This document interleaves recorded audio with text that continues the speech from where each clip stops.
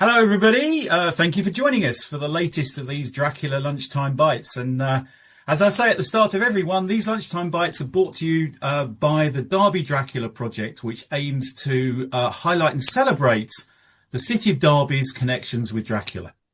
But enough of me. It's my pleasure to introduce you to today's speaker, who is Graham Rowe from the University of Derby. He's actually a biologist in his day job, but he's passionate about Dracula.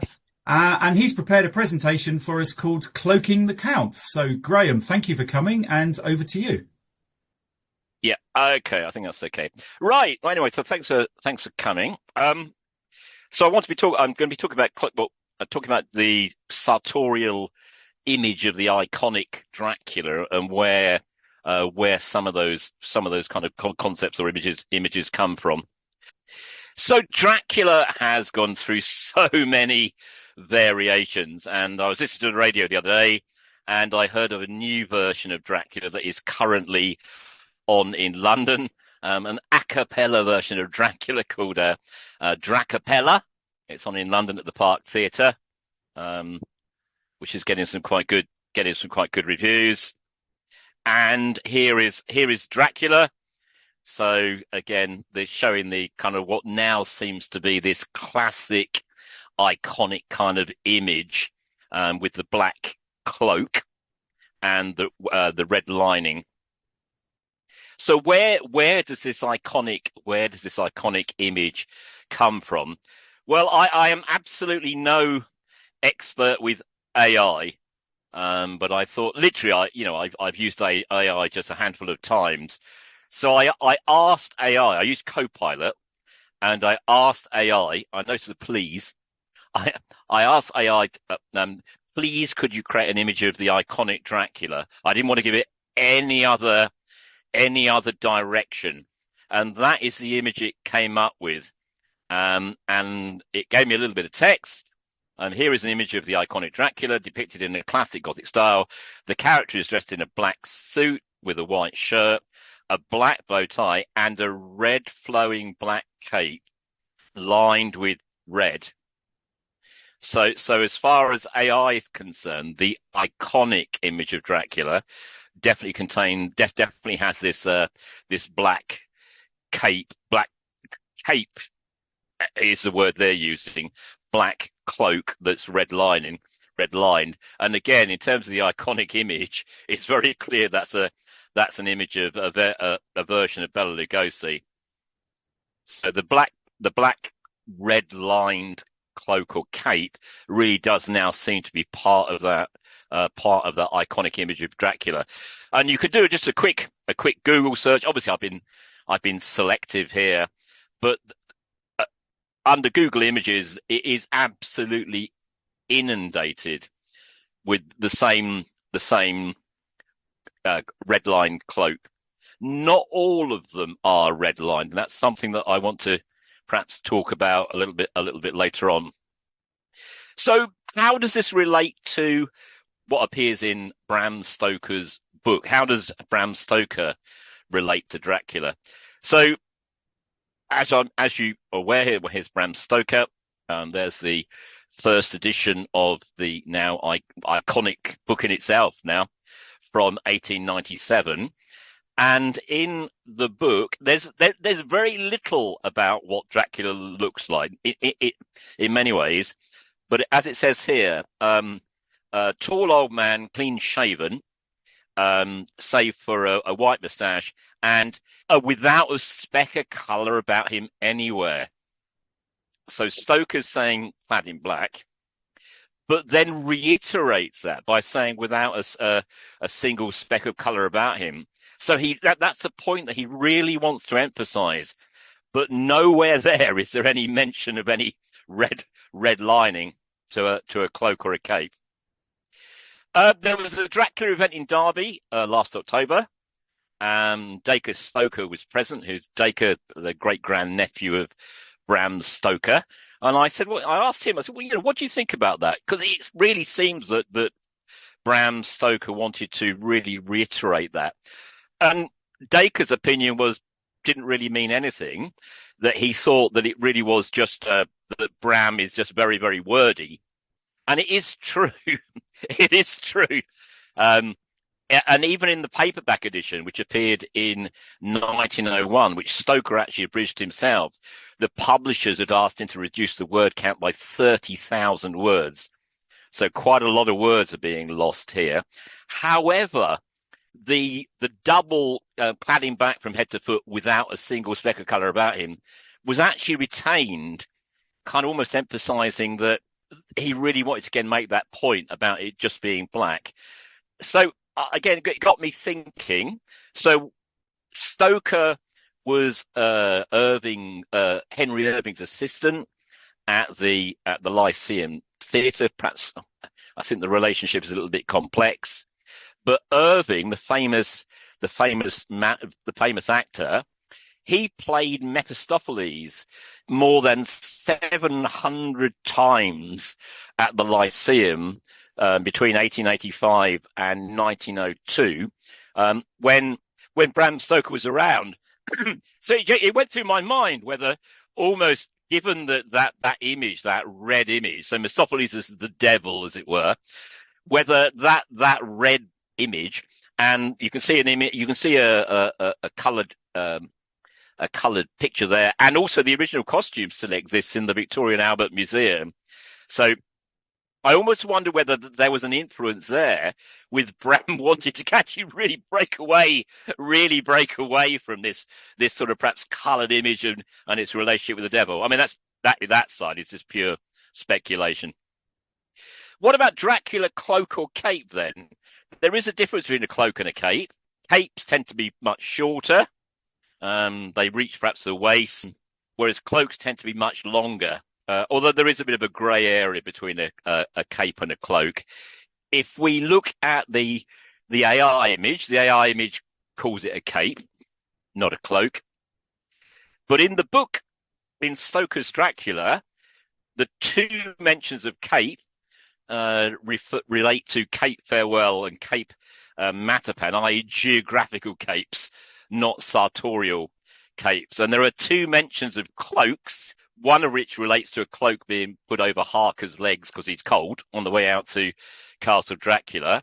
And the second, the only other image is where Dracula is climbing down the castle walls, where Harker sees him and notes in his diary that he sees his Dracula climbing down the wall with his cloak spreading out around him like great wings. Elizabeth Miller, in her fantastic book Dracula: Sense and Nonsense, when she's querying people who sort of said the role that the cloak had played in the book Dracula, she very acerbically says the cloak plays basically no part in the Dracula story, really. Given that there are only two mentions of the cloak anyway, one of those relates to just for warmth. It really doesn't play any part in the story, and yet the cloak has become this iconic part of the Dracula image we have today. So where does this cloak image kind of come from? Well, there is the image of the Count Dracula climbing down the castle walls from 1901, this paperback edition. So I think that's the only image that Bram Stoker would have seen and actually approved. A similar image is in this ninth edition from 1912, where the text was reset, published by Ryder. And again, it's that same image. So the early images do seem to show Dracula coming down the castle walls. If we look at the Nosferatu film, this has nothing to do with the cloak. This is a very, very different look. Nothing like the image that we have of Dracula today. So, as Duncan said, that in 1924, Hamilton Dean put on a play in Derby, so the Dracula play, and it appears to me that it's the Dracula play which is where the cloak really starts to now makes a stronger presence. And here we can see Raymond Huntley. What about the red lining, though? Well, the play transferred to London. It went through many It went through 5 theatres, many performances. By 1928, it reached its 400th performance. And I can find just one reference from all the different newspaper reviews. I can find just one reference to the cloak having a red lining. It seems very unlikely that the cloak had a red lining in a lot of those performances. It just doesn't get a mention other than just that one review. And if it did have a red lining, it really doesn't seem to have made any kind of ongoing, lasting influence. By 1931, so the play transferred to the States, and then the film was made by Universal, directed by Todd Browning, with Bela Lugosi. So here we have Lugosi coming down the stairs wearing his cloak. Again, it is lined, but there's no clear. I mean, the film was black and white, so there's no very obvious red lining. I think this is a Spanish version that was using basically the same set and the same costumes again. And here's Lugosi again in a still from Dracula, well, a publicity photograph from Dracula. So it clearly is lined in a different colour, but not obviously red. And given that, the film was in black and white anyway. A little bit of light comes from the 1948 film where basically Lugosi does a kind of a cameo appearance. So in Abbott and Costello Meet Frankenstein. This cloak still survives, and this clearly is not a red lining. So this is a salmony coloured lining. To my knowledge, there are about 3 of these cloaks still in existence, all of which have a similar salmon or mushroom coloured lining. In the play, in the text of the play, which appeared after the film, which was the standard text for the following kind of 30 years, between 33 and 66 onwards, the clothes worn in Act 2 state that Dracula wears a dress suit covered by a long Inverness cape with a lining of deep purple, not red there. So maybe there was a red line cape, maybe it was purple, maybe sometimes. Clearly there's no standardization as to what that lining would be like. It appears that the Dracula lining, this red line cloak image, has really come from the Hammer horror revival after the 1948 Abbott and Costello film. I think Dracula went into kind of decline visually. It almost become a joke of itself. But given time had passed sufficiently for Hammer to revive the Dracula concept through a number of films. So we've got 7 films here. The first in 1958, Dracula, directed by Terence Fisher. Now that first film, Christopher Lee as Dracula wears the cloak. So the cloak's there, but it's black on both sides. It's black on both sides, and that's something that Lee even mentions in his autobiography. The second film we can kind of ignore because Dracula doesn't appear in the second film in the series, The Brides of Dracula. And I've gone through all of these. films. So Dracula appears in all but one, the Brides of Dracula. So on to the next film then, Dracula, Prince of Darkness. And it's here that I'm suggesting was the main influence on the development of that iconic image. In fact, the first time you see Dracula, you actually don't see Dracula. You see the red lining of the cape. And in fact, the cloak, I should be careful, the cloak is on screen for about a minute longer than Dracula is himself. So it's very clear the director is directing our eyes to that red lining. And in fact, the lining is outwards, showing us the lining rather than draped the other way. Again, here it's very clear they're trying to emphasize that. So here the character is looking at the cloak.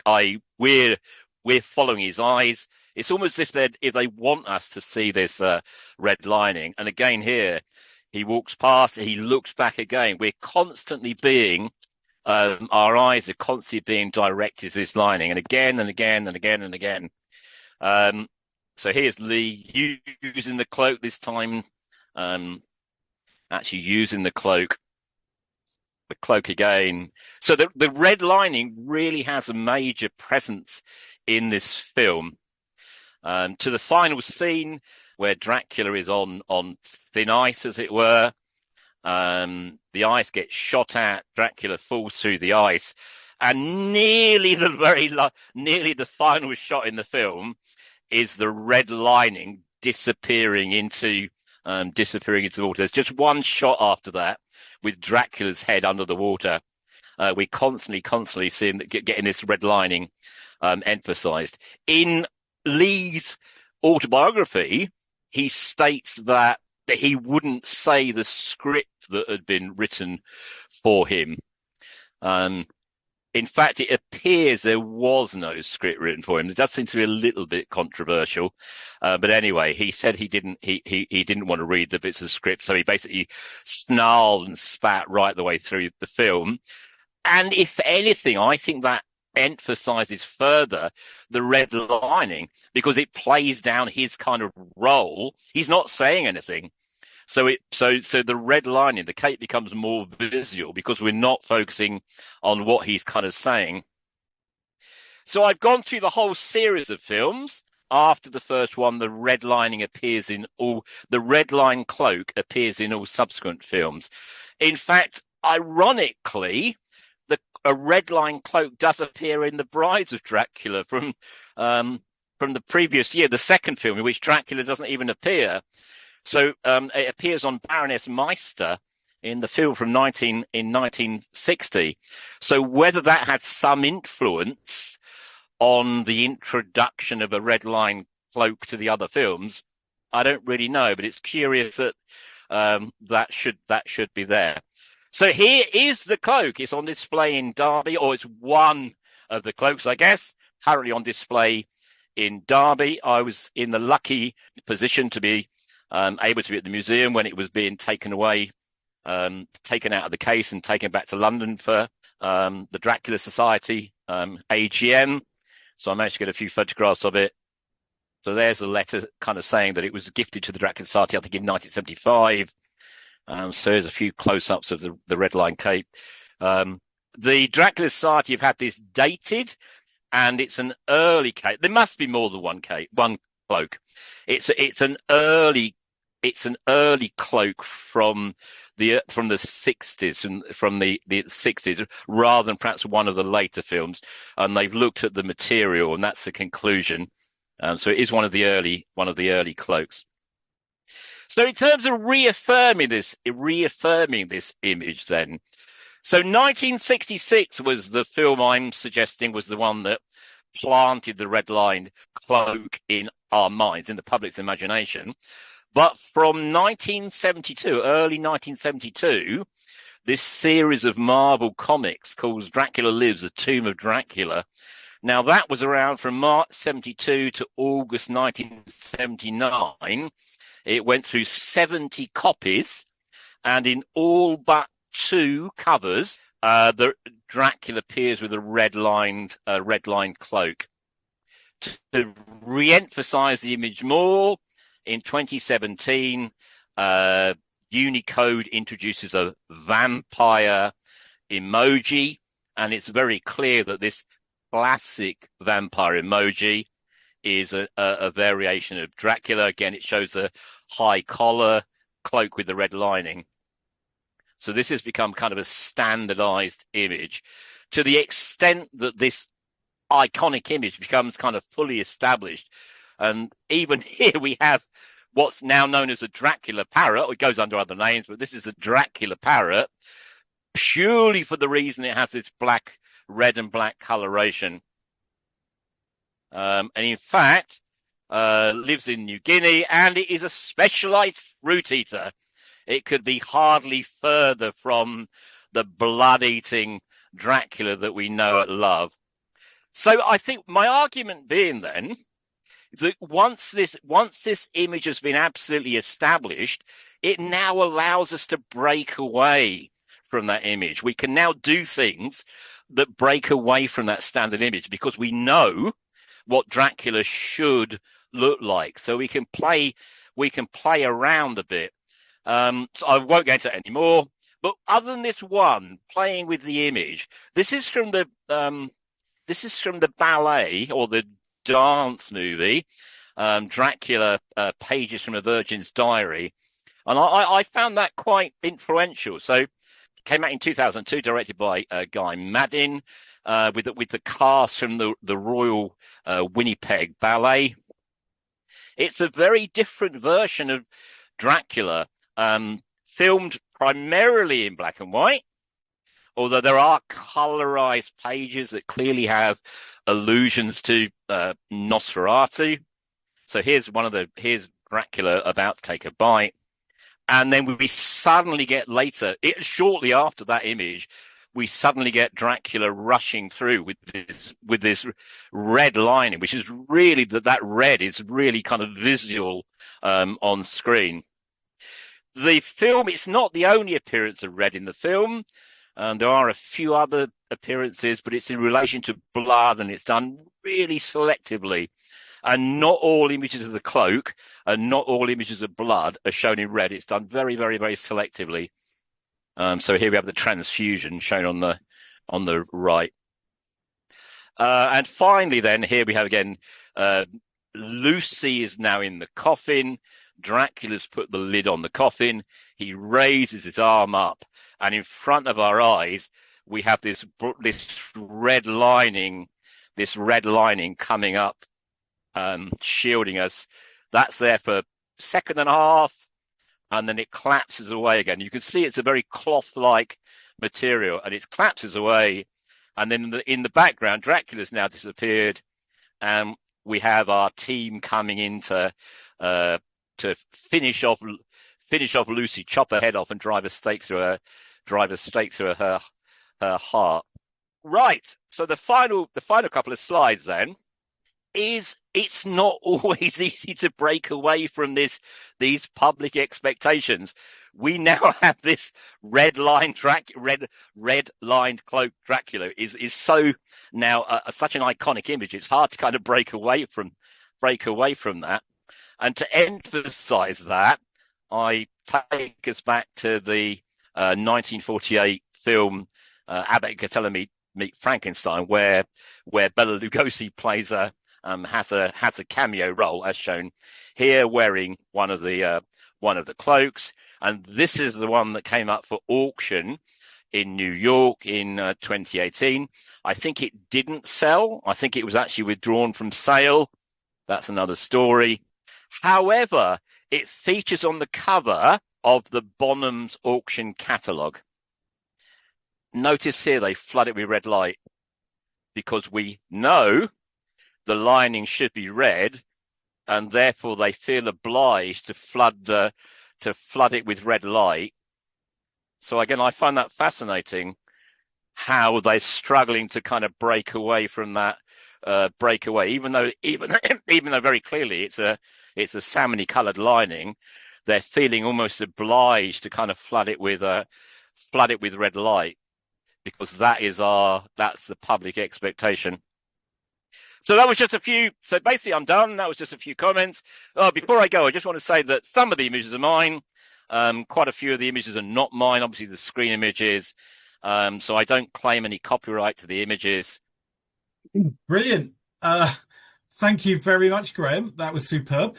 We've got a few minutes for questions. So if you'd like to ask Graham a question about Dracula's cloak, either type it into chat and I'll monitor chat, or just unmute and ask your question. Graham, would you like to unshare your screen? Yeah, there we are. Smashing. Yeah. And you can probably see plenty of people applauding. Anybody got any questions for Graham? Actually, what if I can just make one other comment? Yeah. I mean, it was a race through. There's quite a lot that I haven't said. There's quite a lot that slightly undermines some of the things I've said, but in an interesting way, where sometimes the red cloak appears in other contexts at the same time, and some of that stuff needs a lot more explanation. I still stick with my thesis. If I've got a thesis, I still stick with my thesis that it was that particular film, the 1966 film, that really drove things forward. But one other comment I noticed in there's a Doctor Who. Doctor Who went colour, I think, in about the same time as the Dracula movie came out, and it shows Doctor Who wearing a red-lined cloak or cape. So clearly there are other things kind of going on all around the same time. But when it comes to the imagery, I really think it is that film. Anyway, I'll shut up. Matt, you had a question.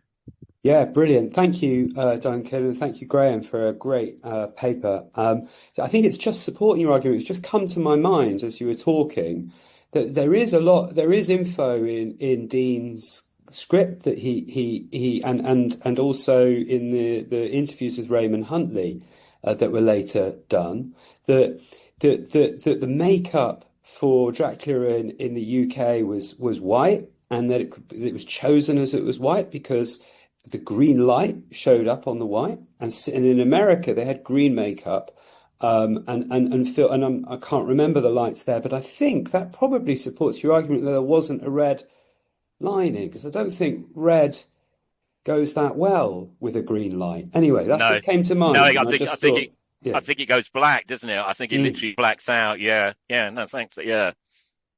I mean, I'm not saying there wasn't a red lining, and in fact, I showed purposely that at least on one or a few occasions there was a red lining. But really, my point was that it's not the thing that establishes the image, because it goes on. It's then black. It's something else. It's purple, or it's But I think it's the film, that 1966 film, is the one that actually is the thing that really implants the image. Okay, just got time for one more question. So Amber asks, can you bring up the second reference to a cloak in Dracula, or mention the slide? Now, I've actually got that slide because I've got a copy of Graham's presentation. If it helps, I can read it out. Yeah, no, go on. Yeah. Okay, so the second reference to a cloak in Dracula, this is Jonathan Harker's diary. I saw the whole man, Dracula, slowly emerge from the window and begin to crawl down the castle wall over that dreadful abyss, face down with his cloak spreading out around him like great wings. And that's also the image that's on the front cover of that book you showed as well, isn't it? I think they're trying to find something. They're trying to find an image, aren't they? And perhaps there aren't so many other suitable images. You know, a lot of the image. I mean, Dracula doesn't appear in the book Dracula very much. And it really doesn't. And if you want a book about Dracula and you want an image, you probably want an image of Dracula. And there probably aren't that many things that you can show. You know, and having an old man with a white beard, having an old man with a white moustache.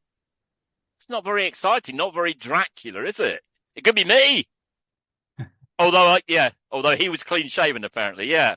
So I do think, I think if you look at it in that detail, perhaps the cloak, perhaps that's one of the very few things that does make him stand out as just being someone different from any other old man. We got a comment from Susie who says she believes there's a red-lined cape in the Whitby Dracula Experience, reportedly worn by Christopher Lee. So maybe a trip to Dracula is called for. There absolutely has to be. There absolutely has to be more than one. There absolutely has to be. They must have multiple cloaks. Anyway, it's gone 1 o'clock, so time to wrap things up. Can we all say a huge thank you to Graham for what was, as always, a very stimulating and entertaining talk. So thank you, Graham. No, thanks for coming. Bit of a race through, but we got there. That was great.